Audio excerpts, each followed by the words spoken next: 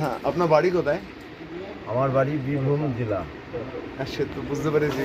হ্যাঁ, সাঁইথিয়া সনিকট গয়াধরপুর নেমে আমার বাড়ি বাজিতপুর গ্রাম। আচ্ছা, মাটির টানটা আমি লাল মাটির যে সুরটা আমি পেয়ে গেছি আপনার টোনটাতে। আমার বাড়ি কলকাতা, আমি এখানে এসেছি, দাদা আছে, এই দাদা এই দাদার থ্রুতে আমার এখানে আসা।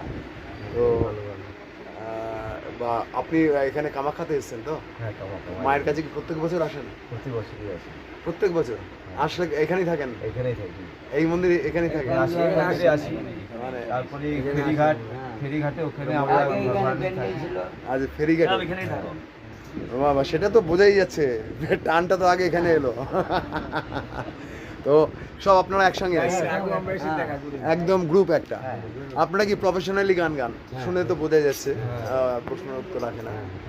তো কলকাতা তো নিশ্চয়ই ফাংশনও করেছেন? কলকাতাতে ফাংশন ফাংশন, গলাটা আমার চেনা জানা লাগছে, হয়তো শুনেছি কোথাও। আমি লক্ষণ দাস বই রাখবো, প্রভাতী বিশ্বাস।